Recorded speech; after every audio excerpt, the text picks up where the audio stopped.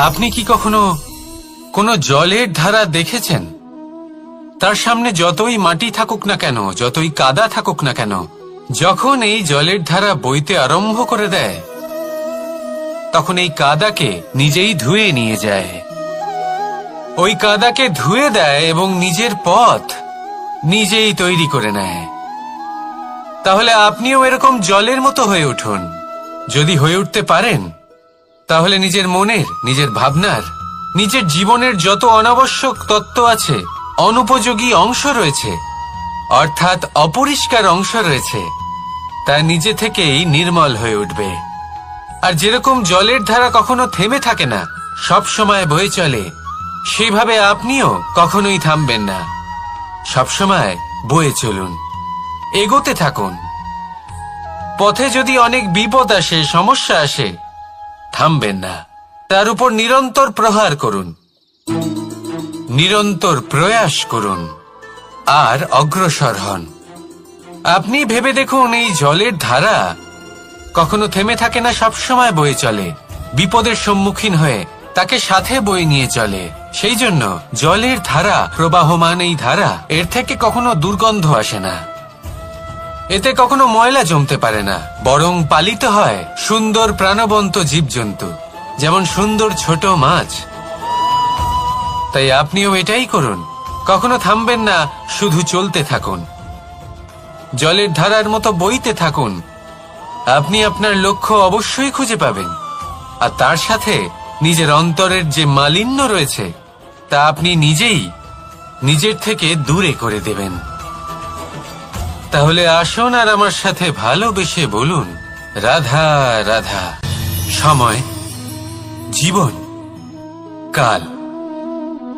দেখতে গেলে এই তিনটি শব্দ একটি শব্দেরই সমার্থক শব্দ মনে হয়, কিন্তু এই শব্দগুলির অর্থ কি সমান? কখনোই নয়। হ্যাঁ, এই সময় চলতে থাকে, জীবন চলতে থাকে, কালচক্র চলতে থাকে। এই সময় কেটে যায়, কিন্তু এই জীবন, একে যাপন করতে হয়। কি বলেন? এই জীবনে কিছু করুন বা কিছু না করুন, জীবন এমনি কেটে যাবে, আপনি জানতেও পারবেন না। কিন্তু সেটা আমাদের উদ্দেশ্য নয়, একে যাপন করতে হবে। এই জীবনে প্রেরণা পেতে শিখুন, প্রেরণা দিতে শিখুন, আহ্বান গ্রহণ করতে শিখুন, আহ্বান জানাতে শিখুন, মহান কাজ করতে শিখুন, ধন্যাত্মক বোধ জাগিয়ে তুলুন।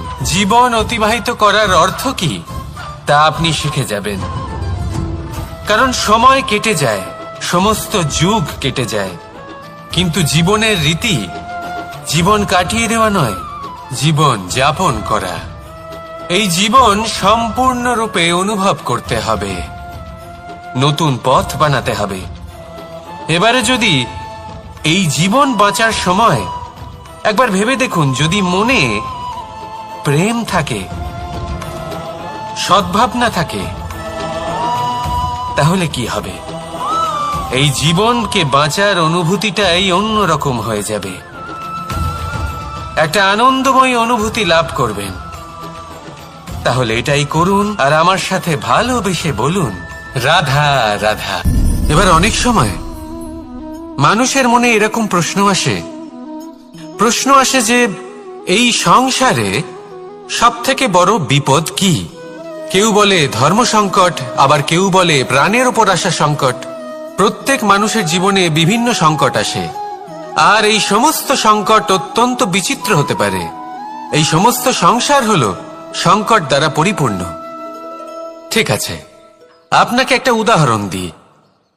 একজন ধনী ব্যক্তি, এবার ওনার জীবনে সংকট কি হতে পারে?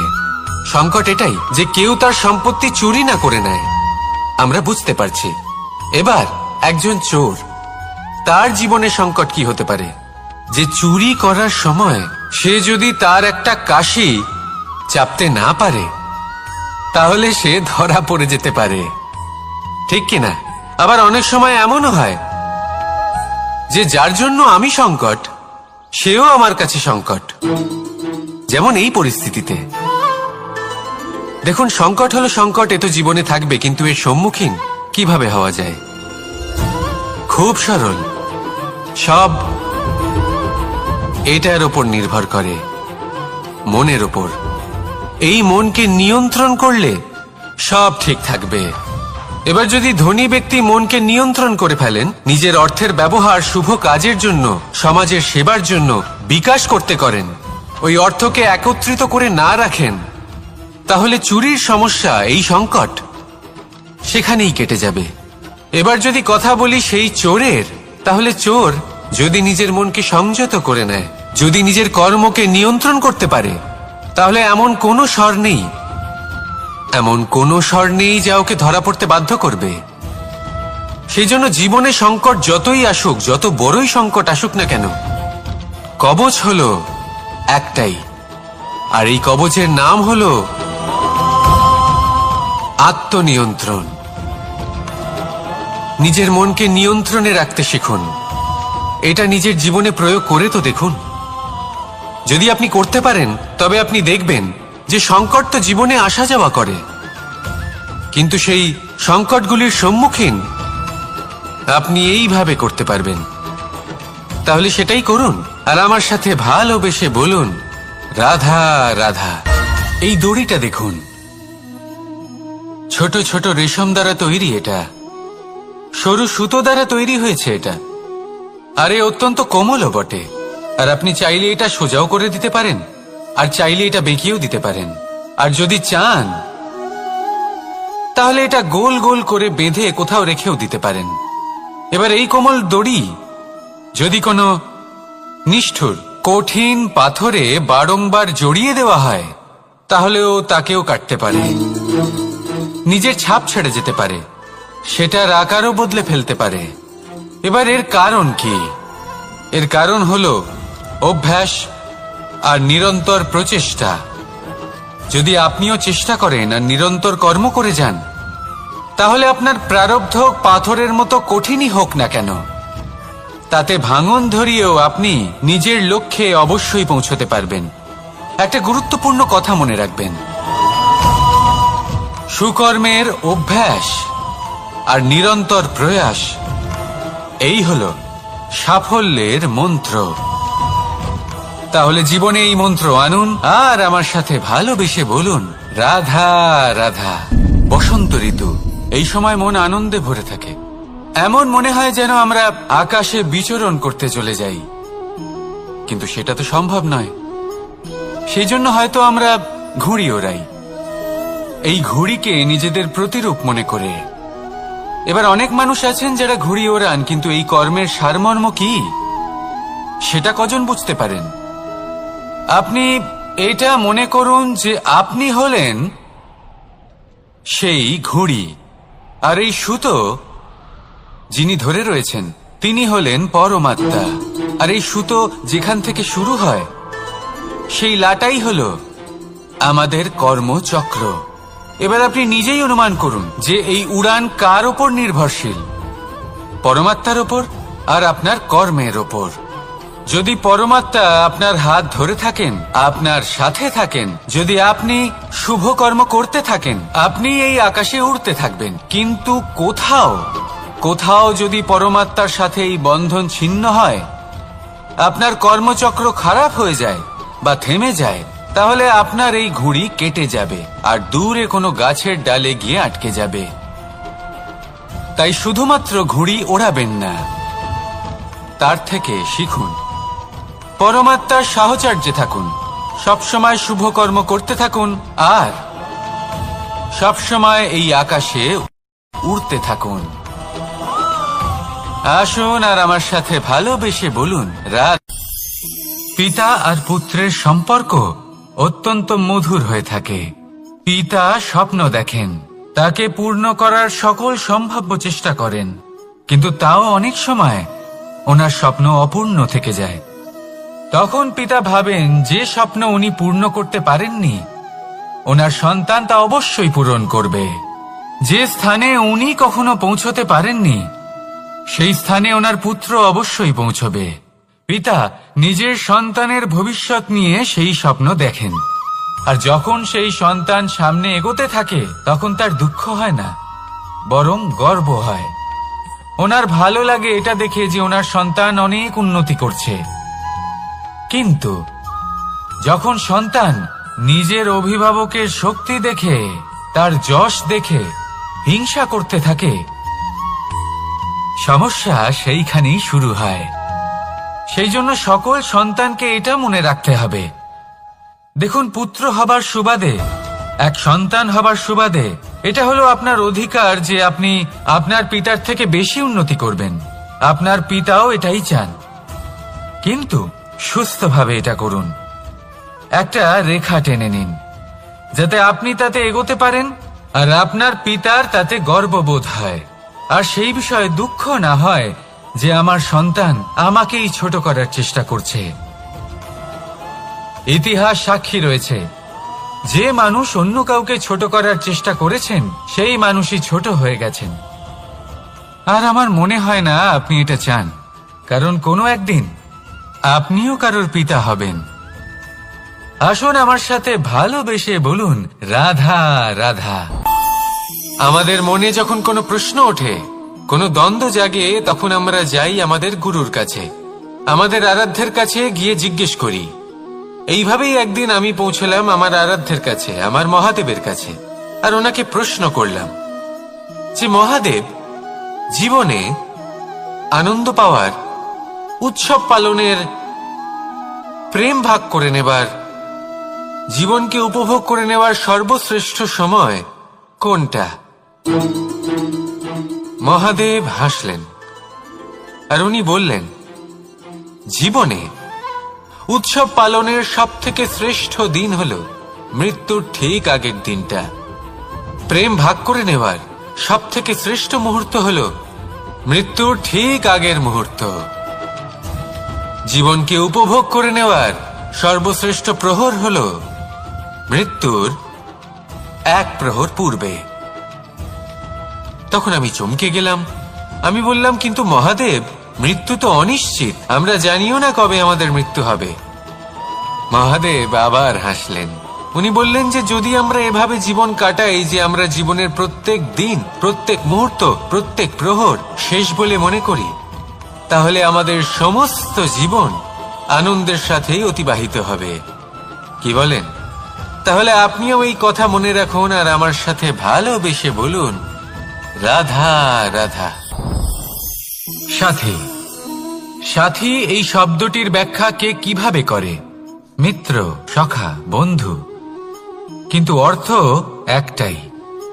তিনি যিনি আপনার সঙ্গী হন আর তিনি যার সাথী আপনি হন। এবার সব থেকে বড় প্রশ্ন হলো এটাই যে তিনি কে হতে পারেন যাকে আপনি আপনার সাথী বলে মেনে নিতে পারেন, নিজের সখা, নিজের মিত্র, নিজের বন্ধু মেনে নিতে পারেন। আপনার সাথী হলেন তিনি যিনি দুঃখের সময় আপনার পাশে থাকবেন, আপনার হাত ধরে থাকবেন। আপনার সাথী হলেন তিনি যার হাত আপনি নিজের সুখের দিনে ধরে থাকবেন। সেই সাথীরই হাত ধরুন যিনি দুঃখে সবসময় আপনাকে সাহায্য করার জন্য তৎপর হয়ে থাকেন, আপনার পাশে থাকেন, আর যাকে সুখের দিনে আপনি আপনার সাথে রাখতে পারেন। আর যখন আপনার সাথে আপনার এই সাথী থাকবে, তখন আপনি এটা বুঝবেন যে যখন জীবনে দুঃখ আসে তখন এই দুঃখ কমে যায়, সবার মধ্যে ভাগ হয়ে যায়। আর যদি তখন সুখ আসে তাহলে সেটা সবার উপস্থিতিতে আরো বেড়ে যায়। এটাই হলো প্রেম, এটাই হলো ভালোবাসা, এটাই হলো সঙ্গ। যেমন সম্পর্ক আমার আর রাধার মাঝে। তাহলে আসুন আর আমার সাথে ভালোবেসে বলুন, রাধা রাধা। জীবনে অগ্রসর হওয়ার জন্য আমাদের কাকে প্রয়োজন হয়? মাতা পিতা, বন্ধু, প্রেম, সাহায্য, অর্থ, পরিশ্রম, আশা। ভিন্ন ভিন্ন মানুষ ভিন্ন ভিন্ন বিকল্প চয়ন করে। যদি আমি আপনাকে বলি তাহলে জয় আর পরাজয়ের মন্ত্র দুটো শব্দের উপর নির্ভর করে, মেনে নেওয়া আর দৃঢ় হওয়া। যদি মেনে নেন তাহলে হেরে যাবেন, যদি দৃঢ় হন তাহলে নিশ্চিত রূপে জয়ী হবেন। যদি কখনো আপনি ক্লান্ত হয়ে ওঠেন, আপনি দুঃখী হন, পুরোপুরি ভেঙে পড়েছেন, তখন মেনে নেবেন না যে আপনি ভেঙে পড়েছেন, নয়তো হেরে যাবেন। তখন উল্টে স্থির করবেন যে যাই হয়ে যাক না কেন আমি জয়ী হবই। আর আপনি দেখবেন যে জয় নিশ্চিত রূপে আপনার কাছেই আসবে। তাহলে এই কথা মনে রাখবেন আর আমার সাথে ভালোবেসে বলবেন, রাধা রাধা। মানুষের জীবনে দুই ধরনের আবেগ থাকে যা চিরকাল তার সাথে বসবাস করে। প্রথম, স্বপ্ন। দ্বিতীয়, অজুহাত। মানুষ হাজার হাজার স্বপ্ন দেখতে পারে। আমাকে এই কাজ করতে হবে, আমাকে ওখানে ঘুরতে যেতে হবে, আমায় জীবনে এই অসম্ভব কাজ বাস্তবায়িত করে দেখাতে হবে, আদি ইত্যাদি। এবার ঠিক যেমন স্বপ্ন দেখেন সেইভাবে অজুহাতও খুঁজে নিয়ে আসেন। আমি এই স্বপ্ন পূরণ করতে পারলাম না, কারণ আমাকে কেউ সাহায্যই করলো না, কারণ আমি দুর্বল হয়ে পড়েছিলাম, কারণ আমার কাছে সময়ই ছিল না, আদি ইত্যাদি। এবার সাফল্য এবং অসফলতার মাঝখানে এই ধরনের সংঘর্ষ হতে থাকে। সাফল্য তখন লাভ করা সম্ভব যখন আপনার স্বপ্ন আপনার অজুহাতের থেকে অনেক বড় হয়, আর অসফলতা তখন পাবেন যখন আপনার অজুহাত আপনার স্বপ্নের থেকে অনেক বড় হয়। আপনি যদি সাফল্য লাভ করতে চান তাহলে চেষ্টা করতে থাকুন, পরিশ্রম করুন। যদি অসফল হন তাহলে ভয়ভীত হওয়ার কোনো প্রয়োজন নেই। নিজের ভুল বুঝুন, তাকে শুধরে নিন, আবার চেষ্টা করুন। কিন্তু যদি নিজের জীবনে অজুহাত নিয়ে আসেন তখন স্বপ্ন কখনো পূরণ হবে না। আসুন আমার সাথে ভালোবেসে বলুন, রাধা রাধা। এই সংসারের সব থেকে কঠোর ধাতুর মধ্যে একটি হলো লোহা। লোহা দিয়ে আমরা অনেক অস্ত্র শস্ত্র লাভ করি, অনেক বস্তুও লাভ করি। এবার এই লোহাকে কাটার জন্য, একে কোনো আকার দেওয়ার জন্য কি প্রয়োগ করতে হয়? লোহা। এবার এই কথাটা আমরা সকলেই জানি যে লোহার দ্বারাই লোহাকে কাটতে হয়। এবার এই কথা আমি আপনাকে কেন বলছি? এরপরে খুব বড় একটা প্রশ্ন আসে যা খুব বড় শিক্ষা দিয়ে যায়। এটা কেন হয় যে আমরা একটা লোহা দিয়ে একটা লোহাতে আঘাত করছি, কিন্তু যে লোহা দ্বারা আঘাত করছি তার আকার বদলাচ্ছে না, যার ওপর প্রহার করছি তার আকার বদলাচ্ছে? এতে পার্থক্যটা কোথায়? পার্থক্য হলো তাপমাত্রার। দেখুন, যে লোহাকে আমরা কাটতে চাই তার তাপমাত্রা বাড়াতে হয়, তাকে গরম করতে হয়। আর যে লোহা দ্বারা আমরা আঘাত করতে চলেছি সেই লোহা আমাদের ঠান্ডা রাখতে হয়। অর্থাৎ ঠান্ডা লোহা গরম লোহাকে কেটে দেয়। এবার এই শিক্ষা কি আমাদের জীবনে যথেষ্ট নয়? আমাদের জীবনে অনেক সমস্যা আসতে পারে, কিন্তু আমাদের এই বিষয়ে বিশেষ খেয়াল রাখতে হবে যে আমাদের মনকে আমরা যেন ঠান্ডা রাখি, এই মস্তিষ্ককে শান্ত রাখতে হবে। যদি আমরা ক্রোধ বা ঈর্ষার আগুনে জ্বলতে থাকি, বিদ্বেষের আগুনে জ্বলতে থাকি, তাহলে আমরাও সেই লোহার মতোই হয়ে যাব যার তাপমাত্রা অত্যন্ত বেশি। তখন যে কেউ এসে আমাদের বিচ্ছিন্ন করে চলে যাবে। মনে রাখবেন, যিনি যত বেশি স্থির বুদ্ধির অধিকারী, যিনি হলেন সব থেকে বেশি শান্ত, তিনি হলেন সব থেকে বেশি বলশালী। তাহলে শান্ত থাকুন আর আমার সাথে ভালোবেসে বলুন, রাধা রাধা। এই সমগ্র সংসারের সব থেকে গুরুত্বপূর্ণ ব্যক্তি কে? স্বয়ং আপনি। নিজের জন্য তো বটেই, তাই না? কারণ যখন আপনি জন্মগ্রহণ করেন, নিজের চোখ খোলেন, এই সংসারে আসেন, তখনই তো এই সংসারকে আপনি দেখতে পান, অনুভব করতে পারেন। এখানকার আবেগ, এখানকার মানুষজন তখন থেকেই অনুভব করেন।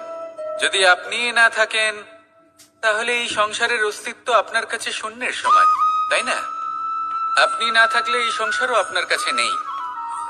এবার সবাই বলবেন যে এ তো সত্যি কথা, সেই অনুযায়ী তো আমার স্বার্থপর হওয়া উচিত, অহংকারী হওয়া উচিত, কারণ আমার কাছে আমিই তো সবকিছু। দৃষ্টিভঙ্গি পাল্টে দেখুন, আপনার কাছে সব থেকে বেশি গুরুত্বপূর্ণ ব্যক্তি কে? আপনি নিজেই। সেই মানুষটি কেমন হওয়া উচিত একটু ভেবে দেখুন। সব সময় সকলকে সাহায্য করুন, একসাথে মিলে পরিশ্রম করুন, সাহায্য করুন অন্যদেরকে। এটা অতি আবশ্যক। এবং তার থেকেও বেশি গুরুত্বপূর্ণ হলো এটাই যে আপনার মনে যেন কখনো এই বিষয়ে ভয় না থাকে যে আমি আমার প্রিয়জনদের, আমার কাছের মানুষগুলিকে হারিয়ে ফেলবো। এই ভয় কখনোই মনের মধ্যে থাকা উচিত নয়। যদি ভয় থাকে তাহলে থাকুক এই বিষয়ে যে সকল মানুষ আমার জীবন থেকে, আমার থেকে দূরে চলে যাচ্ছেন, তাদের বাধা দিতে দিতে আমি যেন নিজেকেই না হারিয়ে ফেলি, নিজের অস্তিত্বকেই না হারিয়ে ফেলি, নিজের ব্যক্তিত্বকে, নিজের বিচারধারাকে, নিজের করুণার শক্তি না হারাই। তাহলে এই ভয় ত্যাগ করুন আর আমার সাথে ভালোবেসে বলুন, রাধা রাধা। মানুষের দুটো রূপ রয়েছে। এক, আমাদের এই মুখ যা শুধুই চোখে দেখা যায়, আর দ্বিতীয় আমাদের এই মন যা শুধুমাত্র অন্তরাত্মা দ্বারা দেখা যায়। এবার আমাদের এই মুখ তা ঈশ্বর সকলকেই আগে থেকেই প্রদান করেছেন, কিন্তু এই মন কেমন হবে তা আমাদের জীবনের অনুভূতি এবং আমাদের জীবনের লক্ষ্য এগুলি সুনিশ্চিত করে। অর্থাৎ নেত্র দিয়ে দেখা যায় আমাদের এই মুখ, তা শুধুই এই কারণে প্রয়োজন যাতে সংসার আমাদের দেখতে পায়, আমাদের চিনতে পারে। কিন্তু যদি এই সংসারে আপনি প্রকৃত অর্থে মান সম্মান লাভ করতে চান, তাহলে নিজের অন্তরাত্মাকে আপনাকে বিকশিত করতেই হবে। দেখুন, কথায় আছে এই যে অসুর, তা শারীরিকভাবে উপস্থিত নয়, তা মনের মধ্যে থাকে। যদি এই মন থেকে অসুরকে বের করে দেওয়া যায়, তাহলে শরীরে তা উপস্থিত থাকবেই না। তাই মনকে শুদ্ধ করুন আর আমার সাথে ভালোবেসে বলুন, রাধা রাধা। পরিশ্রম, এই শব্দগুলি শুনতে হয়তো ছোট মনে হয়, কিন্তু এর মূল্য অনেকটাই অধিক। এবার প্রয়াসও কিন্তু দুই ধরনের হয়। একটা প্রয়াস তাই যা আমরা নিজের মন থেকে, অন্তর থেকে সমগ্র শক্তি দিয়ে করার চেষ্টা করি। এবারে এই প্রয়াস প্রচেষ্টার নামান্তর। কিছু প্রয়াস এমনও হয় যেমন দ্রুতক্রীড়া খেলা। মানুষ বলেন, আজ একটু প্রয়াস করি, একটু দ্রুতক্রীড়া খেলেই দেখি, যদি বিজয়ী হই তবে ভালো ব্যাপার, যদি না হই তবে আর কখনো খেলবো না। এটাও কিন্তু প্রয়াস, কিন্তু এই প্রয়াস পরিশ্রম নয়। পাণ্ডবদের দেখুন, ওনারা যখন পরিশ্রম করেছিলেন তখন খাণ্ডবপ্রস্থকেও ইন্দ্রপ্রস্থ বানিয়েছিলেন। দ্রুতক্রীড়া খেললেন, সেই মুহূর্তেই ইন্দ্রপ্রস্থ হারিয়ে ফেললেন। পরিশ্রম করলেন, সগৌরবে রাজা হলেন। দ্রুতক্রীড়া খেললেন, তখন এক মুহূর্তে রাজা থেকে নিঃস্ব হয়ে গেলেন। সারমর্ম এটাই যে দ্রুতক্রীড়া কখনো কখনো আপনার মিত্র হতে পারে, কখনো সে আপনাকে বিজয়ী করতে পারে, কিন্তু প্রয়াস এবং পরিশ্রম যখন একসাথে মিলিত হয় তখন তা সর্বদাই আপনার সাথে থাকে। প্রয়াস করতে থাকুন, পরিশ্রম করতে থাকুন, আর আমার সাথে ভালোবেসে বলুন, রাধা রাধা। মানুষ কখনো কখনো সময়কে নিয়ন্ত্রণ করতে চেষ্টা করে, কখনো কখনো সময়ের গুরুত্ব বুঝতে পারে না। এটা ভাবে যে এই কিছু মুহূর্ত কেটে যাক, একে অতিবাহিত করি, তাহলে কি বা হবে, কয়েকটা মুহূর্ত মাত্র। কিন্তু তা নয়। আজকের একটা মুহূর্ত ভবিষ্যতের অনেক বড় পরিবর্তনের ভিত হতে পারে। আজকের একটা মুহূর্ত আপনার ভবিষ্যৎকে উজ্জ্বল করে তুলতে পারে। সেই জন্য ছোট ছোট মুহূর্তগুলিকে অদেখা করবেন না। সময়কে কাজে লাগান, পূর্ণরূপে কাজে লাগান। এবার যদি আপনি কাউকে সাহায্য করতে চান আর সেই কারণেই যদি থেমে থাকেন, তাহলে ঠিক আছে, কারণ আপনি কাউকে সাহায্য করে তার জীবনকে আরো ভালো করে তুলতে চাইছেন, আরো শ্রেষ্ঠ করতে চাইছেন। এই পুণ্য, এই কর্ম ফিরে আপনার কাছেই আসবে আর আপনার জীবনকে শুভ করে তুলবে। কিন্তু যদি আপনি আলস্যের কারণে থেমে থাকেন এবং কিছুই না করেন, সময় নষ্ট করেন, তাহলে কিন্তু একটাই ঘটনা ঘটবে, আপনার ভবিষ্যৎ বিপদগ্রস্ত হয়ে পড়বে, আর কিছুই নয়। সেই জন্য এটা বোঝা প্রয়োজন যে কখন থামতে হবে এবং কেন থামতে হবে। যদি আপনার থামার কারণ এবং সময় অনুচিত হয়ে থাকে, তাহলে আপনার ভবিষ্যৎ কখনোই উচিত হতে পারে না। সেই জন্য সময়কে সম্মান করুন আর পূর্ণ ব্যবহার করতে শিখুন। আর আমার সাথে ভালোবেসে বলুন, রাধা রাধা। জীবনে সবসময় সেটা হয় না যা আমরা চাই, তেমন ভাবে হয় না যেমন ভাবে আমরা চাই। এবার তাতে আমরা দুঃখ পাই, নিরাশ হয়ে পড়ি, ভাগ্যকে দোষ দিই অথবা অন্য কাউকে বা নিজেকে। কিন্তু সত্যটা কি সেটা আমাদের জানতে হবে। এই সংসার নির্মিত হয়েছে পাহাড় দ্বারা এবং পাথর দ্বারা, তাই প্রত্যেক স্থানে ছোট ছোট ছোট ছোট নুড়ি পাথর তো অবশ্যই থাকবে। এগুলো এড়িয়ে যাওয়া সম্ভব নয়, আর এই কথাটা আমরা সকলে জানি। এবার এইভাবেই আমাদের জীবনে নানান রকমের সমস্যা লেগেই থাকে। এর হাত থেকে কোনোভাবেই নিস্তার পাওয়া সম্ভব নয়। একটা সমস্যা এড়াতে যান, দ্বিতীয় চলে আসবে, দ্বিতীয় সমস্যা এড়াতে যান, তৃতীয় চলে আসবে। কিন্তু সমস্যা জীবনে থাকবেই, আর আপনাকে সাহায্য করার জন্যই থাকবে কোনো না কোনো রূপে। আপনার চারপাশে পাথর আছে, এটা আপনার উপর নির্ভরশীল আপনি কি করবেন, কোন পথে অগ্রসর হবেন এবং কিভাবে অগ্রসর হবেন।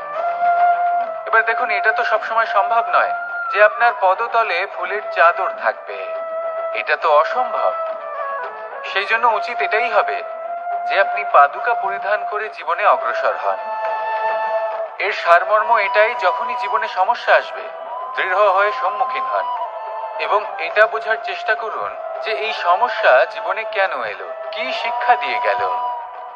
আপনার মধ্যে দোষ অবশ্যই থাকবে, তাকে গুণে পরিবর্তিত করুন। এই জীবন আরো বেশি সহজ সরল হবে এবং প্রসন্ন হয়ে বলবে, রাধা রাধা। অনেক মানুষ আমাকে এসে বলেন যে কানাই, তোমার কথাগুলি তো আর কি বা বলি, তোমার কথা কি থেকে কি করে ফেলতে পারে, অসম্ভবকে সম্ভব করে ফেলতে পারে। এত শক্তি তোমার কথাতেই রয়েছে, তো অন্য কিছু করার কোনো প্রয়োজনই কোথায়? এবার ওনারা এই কথাটা বুঝতে পারেন না যে জ্ঞান শুধুমাত্র শব্দের সমন্বয় মাত্র। কিন্তু এর অর্থ কি সেটা জানার জন্য অনুভব করা প্রয়োজনীয়, সেই পথে চলা প্রয়োজনীয়। এই অভিজ্ঞতাই আপনাকে অর্থ বুঝিয়ে দেবে। ঠিক যেমন তুমি কর্ম করতে থাকো, ফলের চিন্তা করো না, এটা শুধুই শব্দ। এর সারমর্মটা কি, এর অর্থ কি সেটা বোঝার জন্য সেই পথে আপনাকে অগ্রসর হতেই হবে, সেটা যাপন করতে হবে, কর্ম করতে হবে নিরন্তর। এটা ভাবলে হবে না যে আমি কি আমার কর্মের ফল আদৌ পাবো কিনা, তবেই আপনি এই কথার অর্থ বুঝতে পারবেন। কখনো ভেবে দেখবেন, আমাদের বাড়িতে যারা জ্যেষ্ঠ আছেন, বড় আছেন, আমরা তাদের পুজো করি, তাদের সেবা করি, আমরা তাদের চরণ স্পর্শ করি। কেন? কারণ ওনাদের কাছে আমাদের থেকে অনেক বেশি জীবনের অভিজ্ঞতা থাকে। জীবনে শুধুমাত্র জ্ঞান শোনাটা প্রয়োজনীয় নয়, তা বুঝতে পারা প্রয়োজনীয়। তা যদি যাপন করেন তবেই অভিজ্ঞতা হবে, তবেই প্রকৃত অর্থ বুঝতে পারবেন। তাহলে জ্ঞান শুধু শুনবেন না, বুঝুন, তাকে আচরণে আনুন এবং আমার সাথে ভালোবেসে বলুন, রাধা রাধা।